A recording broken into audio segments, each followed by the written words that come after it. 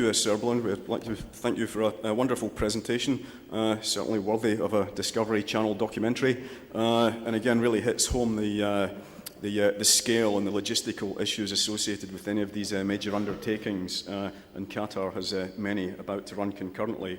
We will move on to our next case study, and this is being given by TimVerdon, who is a Programme Director for the New Port Project. Tim is Programme Director for AECOM in Qatar. And just to give you a bit of background on Tim, Tim is currently a Programme Director for the $7 billion New Port Project, and he leads a team of 130 Programme Management professionals on behalf of AECOM in the successful delivery of one of Qatar's most strategic projects. He moved to Qatar from Abu Dhabi, where he was the Senior Projects Director responsible for the delivery of the $3 billion Saadiyat Island Museum programme. This included world-famous architects such as Frank Gehry, Lord Foster and Jean Nouvel, who designed the Louvre, who designed the Guggenheim Zayed National Museum and Louvre Abu Dhabi respectively. Prior to this, he led the Central Market redevelopment team on behalf of E.C. Harris, managing the construction of 3 super tall towers in downtown Abu Dhabi, designed by Lord Foster. Before moving to the Middle East, Verdon spent 2 years in Benghazi, Libya, as KBR's director on the Great Man-Made River project. He also spent 9 years in East Africa as managing director of a consulting engineering firm, 2 years in South Africa as a senior project manager, and 4 years in Kenya, building dams in remote locations. Before embarking on his African adventures, Verdon spent 5 years as a British Army officer. He graduated from the world-famous Leadership Academy Sandhurst in 1985 and read civil engineering at Aston University in Birmingham, where he obtained an upper-class honours degree and was awarded the Queen's Award for Industry. So I'd like to welcome TimVerdon to the stage. Thank you.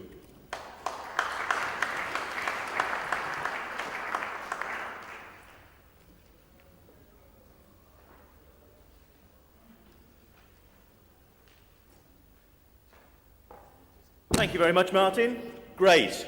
I have the honour to be the Programme Manager on the new Doha Port. I've been there for about a year. What I'm going to do over the next 20 minutes is take you through the progress we've achieved today. Firstly, I'm going to go through the introduction, master plan, procurement, environmental. Just draw your attention to the slide there. This was the inauguration that we had in October 2011. Moving on to the introduction. Firstly, the new port project or programme is not just one port project. We've actually got 3 elements of that. We have the Navy base, we have the economic zone, and we have the port itself. The overall budget is $7.5 billion. We've spent about $2 billion of that so far. We've got another 5 billion riyals to spend next year. The overall site is 26.5 square kilometres. Moving on to the master plan. As I said, we have 3 elements of the master plan. The Miri Naval Base, which is 4.5 square kilometres. This will be the new home of the Navy. Within it, we've got the Special Forces, we've got the Emiri yacht, we've got the ammunitions. It's a significant development, housing 340 buildings and a staff of about 3,000. We also have the economic zone. This is a smaller facility for the smaller ships and the coasters that go around the area. Obviously, the new port itself will hold world-class ships, the Panamas. You can see an example here of the size of the ship that we're building the port for. The width of the ship is 22 containers. We can handle 2 million containers a year for the first phase, and the first phase is due to be completed in 2016. And then from then on, we've got another 2 phases to go. This is the Panamax ship. We also have Super Panamaxes as well. We have to dredge a channel all the way out from the sea into the inland area where we have the port. I don't know if you're aware of Qatar, all the seas around here are very shallow, so we actually have to dredge a canal all the way through, a lot of hard rock to get through before we hit the port itself. Just on the master plan, we've got offshore supply base. So we've got about 10 other facilities within the port that we're constructing as part of the port itself.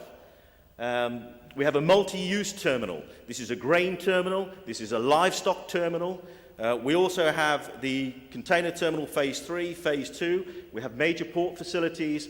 We have Coast Guard facilities. We also had a cruise liner terminal facilities. We've done a number of studies around the world where cruise liners should be. We've made the decision to move the cruise liner into the centre of town, closer to the souk. And we're looking, together with the QMA, at the master planning required for moving that cruise liner terminal there. We also have a port marine unit. This is where we have all the tugboats. This is where we have the pilot boats bringing in the major ships. Let me go through one by one. This is the Amiri Naval Base. Like I said, state-of-the-art. We're relocating the whole of the Amiri Navy Base to its new home in 2017. The island at the moment is being constructed. We've got college facilities, we've got officers' mess facilities, we've got command facilities, we've got ship maintenance facilities, we've got all sorts of facilities ready to go. We also have the economic canal. Here, we're basically creating an economic hub next door to the port itself. There's a lot of dynamics between the airport, the port, and now we have the economic zone in between. So we're creating a marine facility to facilitate the development of trade within that economic zone. The scope within the work that I do here is purely the marine works, and I'll go on to those in a bit more detail.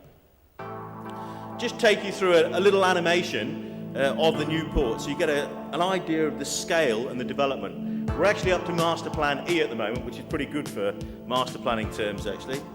We renew the master plan every year on an annual basis. Here you can see the main channel, the cruise liner terminal. We have major Coast Guard facilities being constructed at the moment. Down this end, at the bottom of the slide, we have a multi-use terminal. We're building facilities for the rail coming in, so we're doing a lot of discussions and workshops with Qatar Rail. We have the port facilities, admin facilities. On the port itself, we have about 86 buildings. Within the Navy base, we have 325 buildings. All those buildings are undergoing design as we speak. You can see the economic zone at the bottom there. We have a signature bridge linking the port itself to the Navy base, 1.3 kilometres long, 4-lane highway. That enters the Navy base. And as I said, we've got college facilities there, Navy base facilities, officers' club facilities, ammunition facilities, and significant maintenance and special forces facilities as well. Here, driving down the breakwaters, we have a north and south breakwater. They're under construction as we speak. We move on to the cruise liner terminal. The key walls for this cruise liner terminal are being constructed as we speak as well. Then we move on to the general cargo facilities. We're talking with Hassad Foods, we're talking with the Ministry of the Environment on the importation of livestock. We mentioned stakeholders. I thought I had about 20 stakeholders till I organised a conference and invited all the stakeholders and offered to pay for lunch, and 140 turned up. So I have 140 different stakeholders that I'm talking to at any stage and at any one time. What I do is I have a regularly quarterly stakeholder conference. I invite everyone, similar to what we're doing today, and give an update of the progress of the port. And I allow everyone then to engage if they've got any issues on their stakeholder issues, to come up and mention them then. We have a naval liaison officer that's, funny enough, we had a new one that started today in our offices to facilitate the communications with the Navy. And now we're looking out. The infrastructure contract is about to be awarded. We've got 9 major packages at the moment. 2 of the major packages have been awarded. We're lucky in some ways. It's a 6-year program, and we're 3 years into that program. So we've managed to get ahead of most of the main programs. Most of the design is complete. As you'll see later, a lot of the construction is underway. We're on program, with the biggest bottleneck really to the development of Qatar. The airport is the number 1 bottleneck, as we all know. The second bottleneck for the importation of equipment, everything you need for the stadiums, is the port. We report to a steering committee that reports directly to the Prime Minister. And funny enough, I was just finishing off my Prime Minister's report today. So we're under intense scrutiny to get the port open so that we can build the stadiums. Basically, no port, no stadiums. I'm going to talk a little bit about procurement. We like to say that we set the model for procurement. We've got a very transparent website. We have an independent tender committee. It's a very active market at the moment. We invited tenders for expressions of interest for security the other day, and we got 65 expressions of interest, a huge amount of interest in the port, $7 billion, like I say, and we're into big spend mode now. Certainly 2013, 5 billion reals is the amount of money that we're looking at spending. This is the volume that we've already awarded. It's approximately 40% has already been awarded. We've got a major contract that will be awarded in the next 3 weeks. That's about 1 billion reals. I've got a crane contract out to tender. That's between 1 and 1.5 billion reals. I also have a commercial terminal contract out to tender at the moment. That's over 1 billion reals. So we've got some major contracts out at the moment, including an economic zone marine contract as well. On the environmental, one of our key challenges on the port has been the environmental. These are the animals that we've actually had. These are animals that exist on the port today. So we've had rattlesnakes, we've had all sorts of things. We've actually got a flock of flamingos there at the moment. I was there over the weekend and I saw 40 flamingos just outside the port, so I was very encouraged. We did a full detailed survey and analysis of the mouth of the port and the sea. We've categorised all the corals, we've looked at the seagrasses. We're now undergoing the transportation. So we had hard corals, we had seagrasses and we had mangroves. If anyone knows that area, it's a very active area and it's a lovely area to go walking. We're now transplanting all of these. Here we have a seagrass relocation program. We're about 90% through this relocation program at the moment. This is about 5 square kilometres of seagrass that we're relocating from the dredge channel of the port over towards Wakra. We've also just started the mangrove relocation program. We've had experts over from Florida. We've been looking at the various species of the mangrove that we have. And believe it or not, we've got different species of mangrove from one side of Qatar to the other side of Qatar. And we had the harvesting of the seeds about 2 months ago. We've collected those seeds. We're moving those seeds under the right temperature conditions, and we've begun planting those seeds. And then we have our relocation of our hard corals. This is perhaps our biggest challenge so far. And once again, I've had to have a team of specialists out from Florida, about 10 guys, doing a lot of diving every day, categorising the corals, moving the corals. We're just started that process now of moving these hard corals, setting up artificial beds, making sure we detach the corals and attach them in the right way to look after them. And this is the coral reattachment program.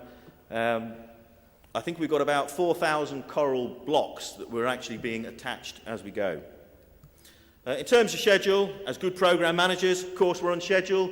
2016 first quarter is where we are at the moment. In terms of we're excavating the port, we're about 50% of the way through the excavation of the port itself. Most of the design is done and we're on to the major construction works. Here we have the Navy base schedule and we also have the economic zone schedule. Navy base is slipping out a little. We have a lot of more stakeholders. It's not under the same pressure as delivery of the port itself, so it's more important to get the facility right. We want to get this facility absolutely perfect, involving all the Navy base stakeholders. We went to Singapore last week. We visited Changi Navy base. We've been to Jeddah as well 3 weeks ago. We're visiting various Navy bases and also ports as well to bring on the best technology for our port. Update on the construction, we're 3.5 million man-hours without an LTI. We've done about 8 million man-hours. We're doing about 250,000 a week. In terms of the equipment we've got, look at the size of that equipment. The excavators, I have 150 of those excavators, well not those, slightly smaller, on site. We're moving about 80,000 cubic metres of soil a day. We also have a thing on the bottom right-hand corner, which is a drum cutter. It's a thing like a tank that goes around with great teeth on it. I've got 8 of those going. I'm also doing significant drilling and blasting. I'm blasting 9,000 kilos of explosives a day. We're doing 3 blasts a day. We have the Ministry of the Interior there, we have the police there, we have a huge amount of blasting going on at any one time. We've also got dynamic compaction. I've got 20 dynamic compaction rigs on site. In terms of to build the port, we have to do a significant amount of dewatering, and this is just a stilling basin that collects the dewatering. This is 1 kilometre long and half a kilometre wide. We've got wells that go all the way around the outside of the port, drawing the water down to minus 25 metres. We've got about 60 wells in total. They're connected in canals and then dumped into the stilling basin. This settles out the sedimentation, gets the turbidity right before we pump it back out into the sea. I have monitoring buoys all around the sea, an interactive system where we can check all of the chemical, we can check the turbidity, the chemicals, what's coming out of the dewatering, and we can speed it up or slow it down to protect the environment. We've just started we're finishing off the excavation in the container terminal. This is really a crane that will place blocks along that front, and it's a 3-kilometre front. I've got 4 open work fronts at the moment. This is one of them. There's another 2 work fronts that look like this. I have a major precasting yard. You see those blocks there? I'm making 50 of those a day. I've made 8,000 so far. I've got 36,000 to go. It's a 24/7 operation. There's a team of 300 people, and I brought in a load of specialists over from China and Hong Kong to help with the precasting. We're obviously aware of delayed tringite formation, temperature, curing, all these good things. In terms of quay wall construction, this is one of the smaller areas that we finished the quay wall construction so far. Excavations at the right level at minus 8.5, and the blocks are going in place. We've also completed some of the breakwater work. One of our major milestones was the 26th of November, and we hit that milestone, so we're pleased with progress there. My second major contract is dredging. We're bringing 3 of the world's largest dredgers, one from the Panama Canal, one from Rome, and one from Abu Dhabi. We've got 35 million cubic metres of rock to be dredged. We're raising up all the area around us from 0.5 metre to 4.5 metres. This just gives you a plan of the dredging. Like I say, 3 big dredgers working for effectively 2.5 years. We have 9 major pipes of 1.5 diameter each pumping into our sedimentation lakes, creating our Navy base, and then stockpiling materials so we can raise and build the economic zone next door. This is just the programme for the dredging and the key milestones. Like I say, this is the biggest dredger on the planet, the D'Artagnan. It has 7,000 kilowatt tip pressure. It means it can cut through solid rock, and we need 3 of these to get through the sort of rock that we have here. Finally, I'm just going to go through a construction animation. I wanted to get everyone to visualize what we're actually building. So I took the program, I took all the packages, I sent it to our animation department in Los Angeles. They'd come back with something we can be proud of, that I can show the stakeholders who will understand how this is going to work. That was lucky.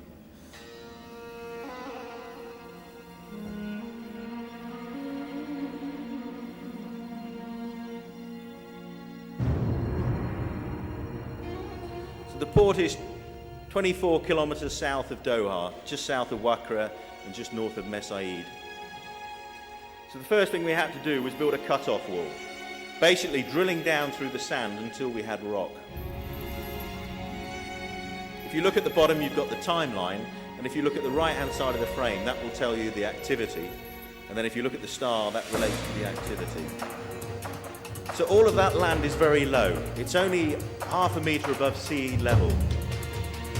This is our drilling activities, 9,000 kilos a day. We then come in and excavate that material. 150 excavators on site. We've got over 500 of those dump trucks on site. This is building our cut-off wall around the site. We're reclaiming the site, which means we're building it up. So we take our material, we're raising it by 4.5 metres, and we're carrying out dynamic compaction. We have 20 dynamic compactors out at the moment. Then we have the excavation of our quay wall, where we place 200 millimetres of blinding, followed by casting our quay walls in place. Like I say, we've got 36,000 of these quay wall blocks, each one weighing between 50 and 90 tons. This is placing the quay walls. Normally, you would do this in the wet. We have the advantage here that we're doing it in the dry. So we're actually building the port in the dry, and then we'll be flooding the port itself. This shows the construction of the quay wall, backwall filling of the quay wall. This is what we've completed so far. We're actually on program. We're backfilling of the quay wall. We're doing the coping beams. The next challenge is the reclamation of the Navy base. We're putting in the bunds at the moment. The dredges are on their way. And then we start with the dredging, and with the dredging we start filling in between the compartments, if you like. This is a cutter suction dredger at work, swinging from side to side. Takes the material, pumps it in the big pipe at the back, and then it comes out for reclamation. We're reclaiming 4.5 square kilometres of land, 8 metres deep. So this activity is mid-next year, and like I said, the dredges are on the way. Before this activity, we've had all of the environmental relocation works completed. We also have very strict turbidity limits around the dredges to protect the existing fish and the wildlife around it. We're constructing the quay breakwaters. At the moment, all that rock comes from Ras Al Khaimah. At the moment, I have 8 ships out there delivering rocks on a 24/7 basis.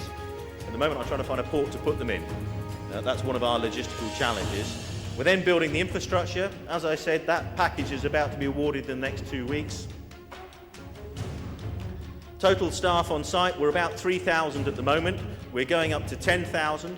We're building construction villages, very strict standards of construction village construction in terms of areas, facilities, cooking facilities. We have an environmentally sensitive area between the port and the Navy base itself.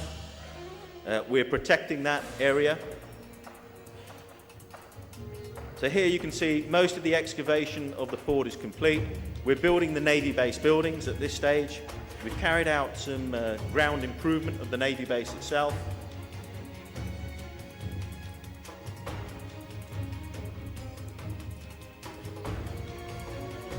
At this stage, most of the dredging is beginning to get complete.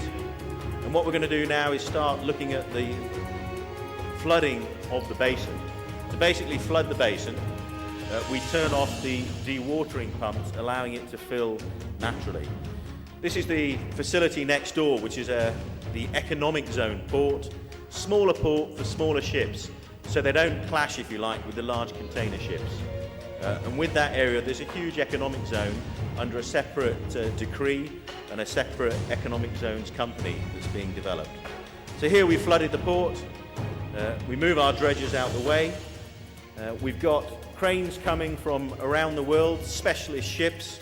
We have 12 ship-to-shore cranes, and we have 16 what we call rubber-tired gantry cranes. These get delivered on a special ship, and they get delivered to the port facility. They're out for tender at the moment. The tender comes in early January, so we'll be awarding that in April. So that's a significant package. State-of-the-art cranes. Once we move the facilities here, obviously we'll be looking at the closing down of the existing port facilities. The existing port can only handle 200,000, between 200 and 400,000 containers a year. So this port can hold 2 million containers a year, plus we have a lot of other general cargo and other facilities as well that go with it. So that's our visualization of, hopefully, what we're going to deliver in 2016 to remove the bottlenecks, to allow the rest of you guys to get going. Thanks.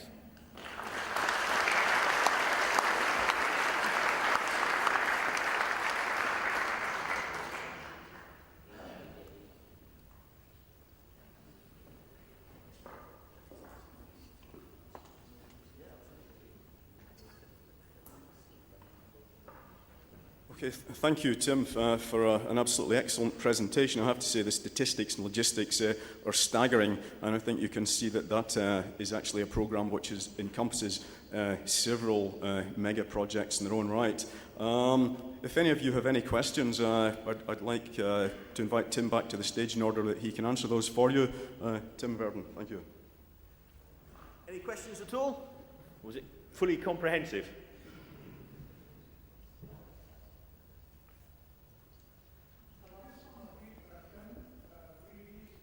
Sorry? Believe it or not, it's not. We have a specialist animation department. We've done it for a lot of the major programs. We just do it as I invited the guy to site for 2 weeks.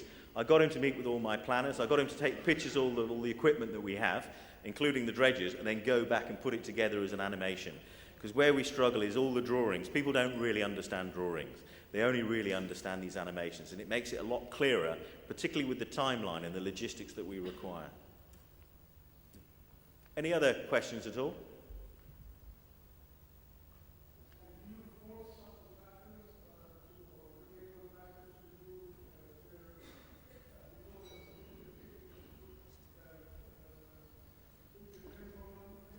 To put their what? BIM. BIM program. We don't. The infrastructure for the port is not that difficult, so we don't actually need a BIM. We have that with the buildings packages.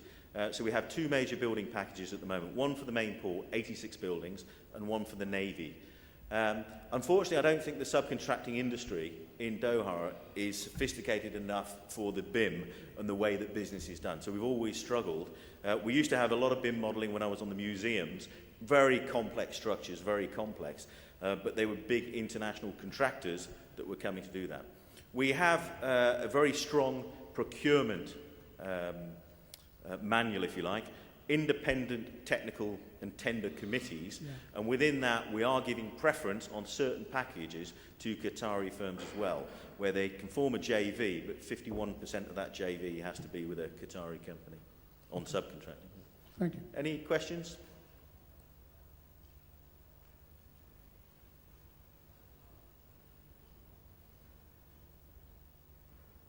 You mentioned your labour camp. Is that labour camp going to house all of your construction craft?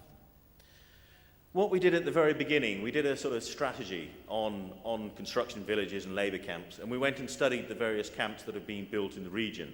And I'm sure that everyone's aware there's some good examples on Sariat, there's some good examples in Abu Dhabi, there's also some bad examples as well. So we took those and we then decided whether we would have a central facility or we would have a divided facility. We came to the conclusion that a divided facility with very high performance specifications that went with it, and then we're monitoring the construction of those facilities, and we're also inspecting those facilities as well.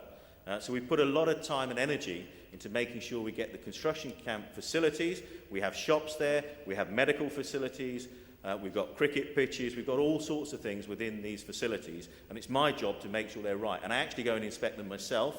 I make sure the fire systems are working, so once a month we have the fire systems checked out, because a lot of problems in the labour camp can arise from smoking.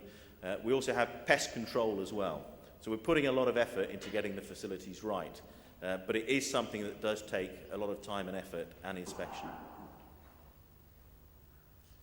Any other questions at all?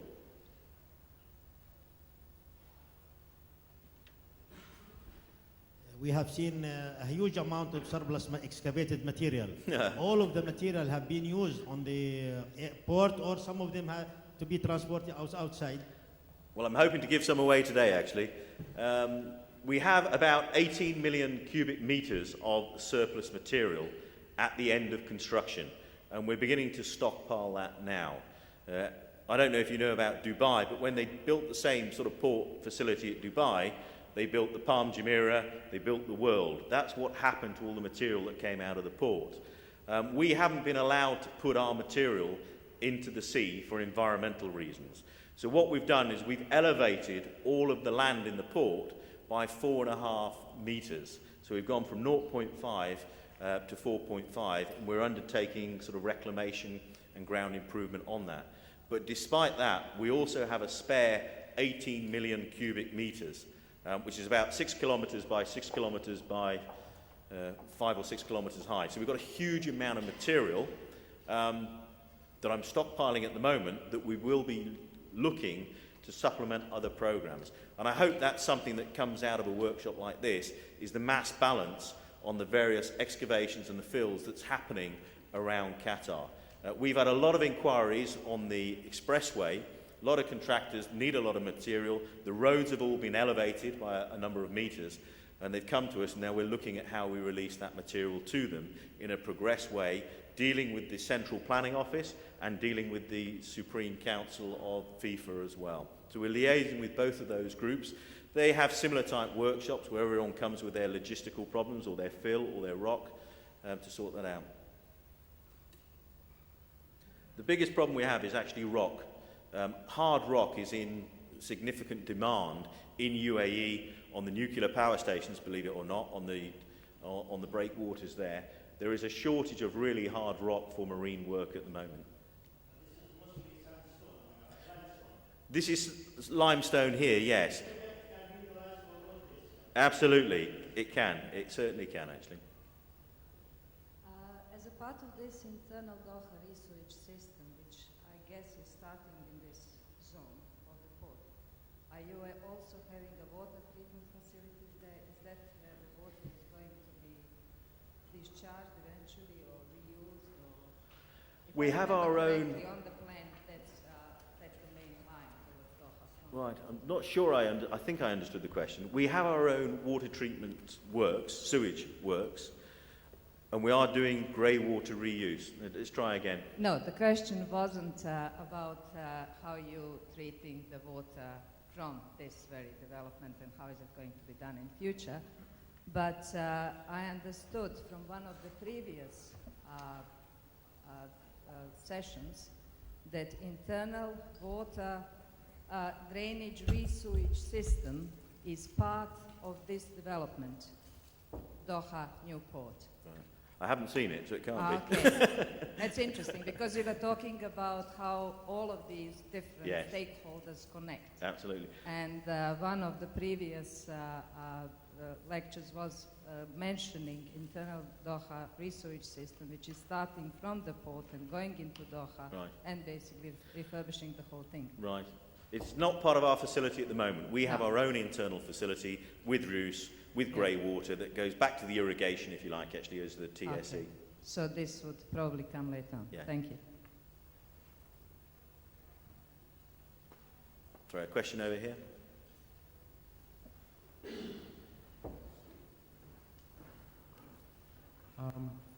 Wonderful presentation, thank you. I worked on Hong Kong Airport for many years.